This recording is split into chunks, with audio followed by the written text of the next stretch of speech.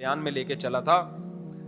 یہ ہمارے بچپن کے دوست ہیں ناصر جمال, اور بچپن کے دوست کو ہمیشہ خوش رکھنا چاہیے. اس سے پھڈا ہو گیا نا تو چونکہ وہ آپ کے سارے راز جانتا ہے. سمجھ رہے ہو؟ کون سی کلاس سے ہو ناصر بھائی؟ 7ویں کلاس میں ہم اکٹھے 2 نمبر اسکول جاتے تھے نا. اسکول کا نام 2 نمبر تھا, ویسے اسکول 2 نمبر نہیں تھا. وہ PAF بیس مسرور میں. کیسا خوبصورت زمانہ تھا یار وہ. یہ ناصر بھائی ہمارے ساتھ تھے. ہم ناصر جمال نام ہے ان کا, پرانے دوست ہیں 7ویں کلاس, بلکہ اس سے بھی پہلے سے. تو اسکول میں ہم لوگ بستہ لٹکا کے, کتنا بھاری بستہ ہوتا تھا یار, اور کتنا لمبا پیدل چل کے جاتے تھے ہم. آج بچے کیسے چھوئی موئی ہیں یار, ہیں کیسے اٹھا کے مائیں ان کو بس میں بٹھا دیتی ہیں, وہاں سے 2 قدم نہیں چلا جاتا ان سے. ہم اتنے بھاری بھرکم بستے لٹکا کے اتنی لمبی واک کرتے تھے, اور شرارتوں کے ساتھ. کتنی دفعہ ہم نے ان کے پاؤں کے شوز جوتا اتارا ہے, وہ نہیں یوں کر کے جا رہا ہے تو پیچھے یوں پاؤں رکھ لیا اتر کے. کتنی دفعہ انہوں نے, راستے میں لڑائی بھی ہوتی تھی, پھڈے بھی ہوتے تھے. 5-6 لڑکوں کا گروپ تھا, جو ایک ہم PF بیس مسرور ہے نا, یہ جو ایئر فورس کا بیس نہیں, اس کے اندر اسکول تھا ہمارا. کتنی لمبی واک کر کے جاتے تھے ہم. وہاں بھی ایک نمبر کی شرارتیں, پڑھائی بھی تھی, شرارتیں بھی دبا کے ہوتی. کھڑکی سے کئی دفعہ بھاگ جاتے تھے. اب دل نہیں لگ رہا نا کلاس میں, کھڑکی کھلی ہوئی ہے, نکل لیے. بڑا انجوائے کیا یار ہم نے اسکول کو یار. تو لیکن ٹیچروں کے ساتھ بدتمیزی نہیں تھی.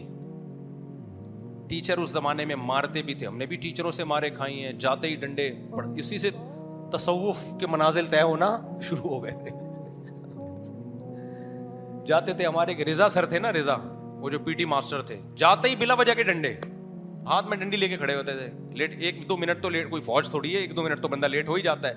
کھڑا ایک یہاں کھایا, پھر یوں کیا, پھر ایسے کھایا, پھر یوں کیا, پھر یوں کھایا, کسی کو 4, کسی کو یوں کر کے چلے گئے. آج بچے کو آپ ایک ڈنڈی لگا دو, وہ دل پہ لے کے بیٹھ جاتا ہے. ماں باپ ٹیچر سے لڑنے کے لیے اسکول میں پہنچ جاتے ہیں. بچوں کو تو خدا آپ نے فرعون بنا دیا بھائی. ہم نے تو ماں باپ سے کبھی شکایت نہیں لگائی کہ آج 4 کے بجائے 5 ڈنڈے لگا دیے, یوں کیا, یوں کیا, یوں کیا, یوں کیا. اب ٹیچر ہے, چلو ایسے ہاتھ مسئلے سردی میں بڑے لگ رہے ہوتے تھے نا, یوں کر کے نکل لی اندر. وہ عبد القدیر سر بھی یاد ہے نا آپ کو, 9th کلاس میں, وہ ڈاکٹر عبد القدیر خان جیسی شکل تھی ان کی, نام بھی عبد القدیر اور شکل بھی, اور بڑے قابل آدمی ٹیچر تھے. وہ ہمیں کیمسٹری پڑھاتے تھے, بلا وجہ آتے ہی مارنا شروع کر دیتے تھے. وہ اللہ تعالیٰ اگر زندہ ہیں تو ان کی لمبی عمر دے, اگر انتقال ہو گیا تو اللہ مغفرت فرمائے. لیکن پڑھاتے بھی بڑا جاندار تھے. وہ ذرا سی غلطی ہوتی تو میں نے شاید غلط کہہ دیا, بلا وجہ نہیں مارتے تھے, لیکن ذرا سی بات پہ تو وہ ڈنڈے سے لگاتے تھے ہاتھوں پہ ایسے ایسے. وہ جو تھے آپ کے ولایت سر نے ایک دفعہ, مجھے یاد ہے, کسی نے بھی ہوم ورک نہیں کیا ہوا تھا, ان کو میٹر گھوم گیا ان کا. ٹھیک ہے نا, 50-60 لڑکے تھے ہم لوگ, سب کو کھڑا کیا اور سب کے لائن سے ڈنڈے مارنا شروع کیے. تو ہم نے کھا لیا آرام سے. کوئی خدا نخواستہ ہڈی تھوڑی توڑ رہے ہیں یار, کوئی جانوروں کی طرح تھوڑی پیٹ رہے ہیں, ہاتھوں پہ تو اتنا تو چلتا ہے نا. ایک دفعہ ہیلی کاپٹر بنا دیا ہم کو انہوں نے, بغیر کرسی کے بیٹھ جاؤ, تھوڑی دیر بیٹھے رہے تو تھائس اس سے الحمدللہ اب جم میں تھائس لگا لیتے ہیں ہم اس بہانے. ٹھیک ہے نا. تو اب یہ جو بچے آ رہے ہیں نا, یہ بہت عجیب ٹائپ کی چیزیں آ رہی ہیں مارکیٹ میں. اب یہ ذرا سی بھی اسٹریس برداشت, اگر میں اس اسکول میں نہ پڑھا ہوتا, میں 4 شادیاں نہیں کر سکتا تھا. اس اسکول میں ہم نے سوٹے بھی کھائے, ڈنڈے بھی کھائے, مرغے بھی بنے, صحیح ہے نا. اس سے کیا ہوا, بڑے بڑے کام کرنے کا کانفیڈنس پہ حوصلہ پیدا ہوا. پھر ہم نے جب دوسری شادی کی, ہم نے کہا ڈنڈے کھائیں گے, وہ تو ہم پہلے کھا چکے ہیں, عادی ہیں.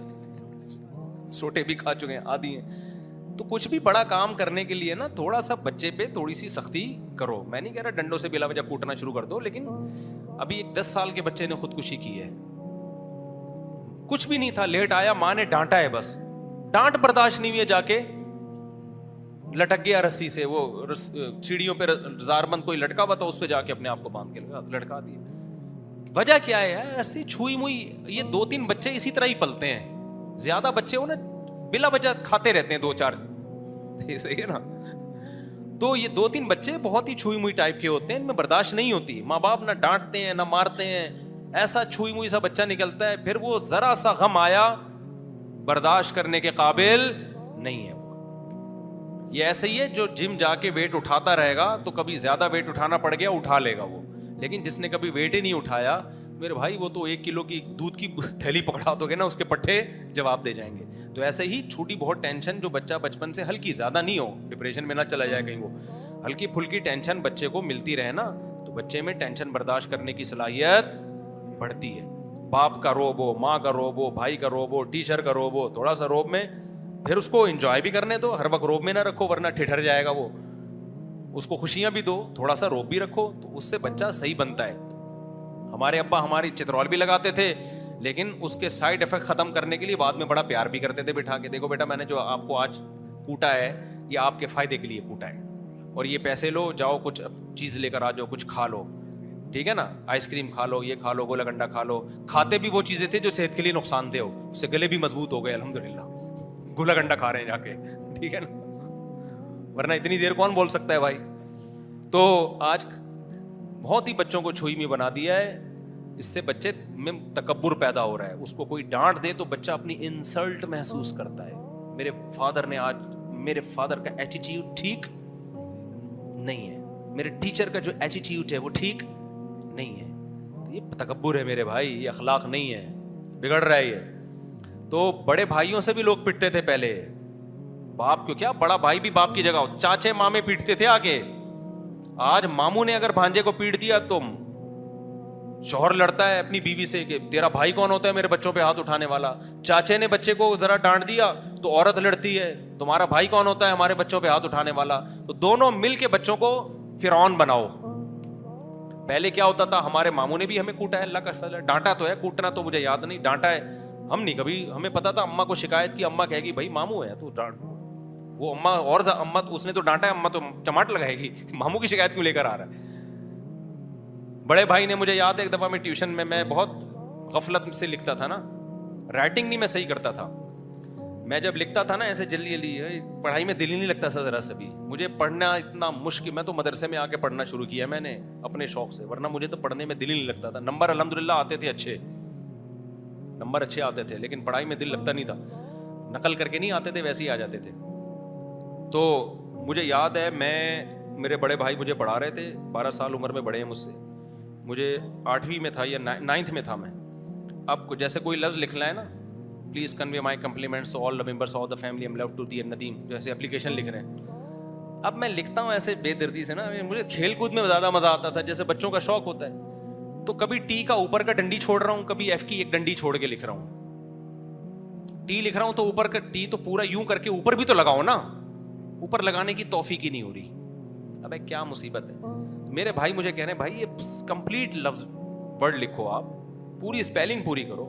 اچھا ٹی لکھ دیا, پھر آگے مجھے یاد ہے میں نے یوں لگایا, اوپر کی ڈنڈی نہیں لکھی, آگے جانے لگا. جیسے اپنا نام لکھ رہا ہوں, فرض کرو طارق لکھ رہا ہوں, ٹی کی ڈنڈی نہیں لکھ رہی, ARIQ, ڈنڈی چھوڑ دی, ابے ٹائم نہیں ہے, دیکھیں گے یار, ٹھیک. تو مجھے یاد ہے ایک دم مجھے زناٹے دار آواز آئی نا, پٹاخ کی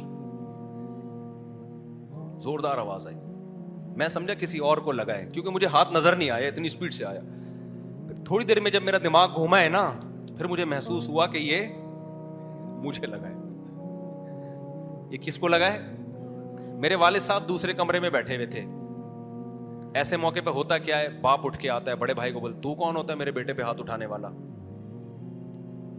لیکن ہمارے ابا نے ایسا نہیں کیا, کچھ بھی نہیں.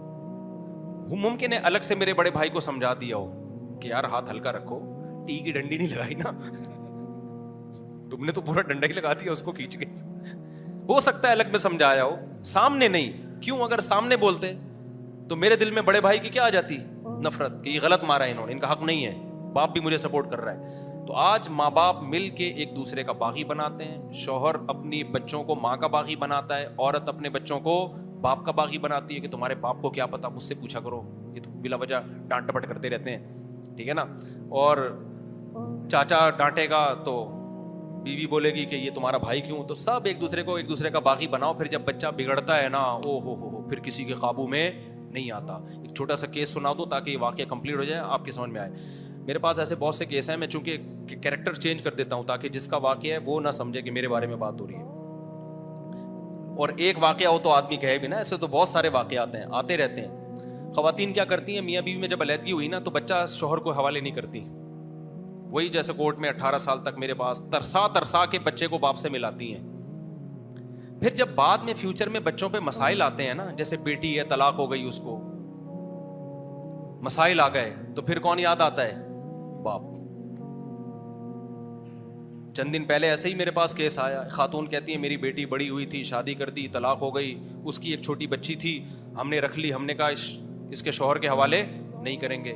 اب فائنینشلی بڑے مسائل آ رہے ہیں, بچی بڑی ہو گئی, 24-25 سال کی ہو گئی بچی. اب خاتون کہتی ہے میں اپنی جائیداد اس نواسی کے نام کرنا چاہتی ہوں, تو میرے دوسرے خاندان والے اور خاندان میں کوئی بچی کو رکھنے کے لیے تیار نہیں ہے. میں نے کہا آپ اس کے باپ کے حوالے کرو. کہنے باپ نہیں لے رہا. کہہ رہے جب بچی تھی مجھے دی نہیں ہے بھائی, 24 سال اس کو مجھ سے دور رکھا, اور اب جب پیسے ختم ہو گئے ہیں اور مسائل کھڑے ہو گئے ہیں تو میرے حوالے کر رہے ہو آ کے. میں نے کہا یہ آپ نے کتنی بڑی غلطی کی, آپ کو بچپن میں ہی باپ کے حوالے کر دینا چاہیے تھا اس کو.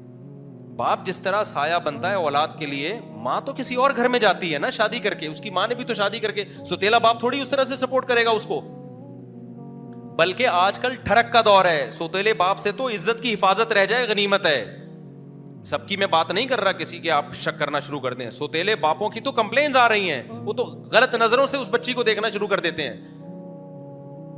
جس کے شخص کے بارے میں یہ اعتماد نہیں ہے کہ پتہ نہیں گندی نظر سے دیکھے گا, اس پر آپ اس کو اس کا سرپرست بنائیں گے کیا؟ سارے ایسے نہیں ہوتے, اللہ کا شکر ہے نیک لوگ بھی ہوتے ہیں, لیکن یہ دور شہوت پرستی کا دور ہے, اس میں کیسے اعتماد ہوگا؟ لیکن نہیں, اس وقت عورت بڑی فنٹر بنتی ہے, نہیں جی بچے تو میں رکھوں گی, میں اس کو میں خود پالوں گی. بعد میں مسائل کھڑے ہوتے ہیں, اس کے بعد وہ نہ ادھر کا نہ ادھر کا. اس لیے اسلام نے حکم دیا ہے کہ عورت کہیں بھی شادی کرتی ہے, بچہ فوراً کس کے حوالے کرے گی؟ وہ باپ کے حوالے, اس میں بچے کا فائدہ ہے.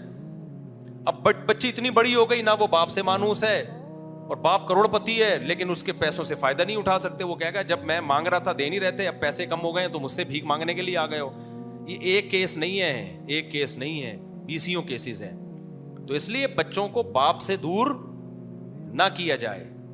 باپ, اور میں نے دیکھا ہے باپ کے حوالے کر دو گے نا, وہ ماں سے ملنے دے گا, وہ ماں کے پاس رات بھی گزارنے دے گا, لیکن ماں حوالے کرو گے تو وہ باپ سے چھین لیتی ہے. ساری نہیں چھینتی, لیکن بہت کیسز آتے ہیں اس میں چھیننے کے, وہ نہیں دیتی پھر. تو اسی طرح یاد رکھو, میاں بیوی میں اگر ماں بچی کو باپ کے خلاف ورغلانا شروع کر دینا کہ تمہارا باپ ایسا, کل یہ بچی بگڑے گی, باپ اس کو کنٹرول نہیں کر پائے گا. کل تمہیں ضرورت پڑے گی اس اپنے شوہر کی, باپ کی ضرورت پڑے گی کہ اب اس کے معاملے میں آپ انوالو ہوں, اس کی کیئر کریں, تو وہ نہیں, کیونکہ آپ نے اس کے دل میں باپ کی عظمت پیدا ہی نہیں کی ہے.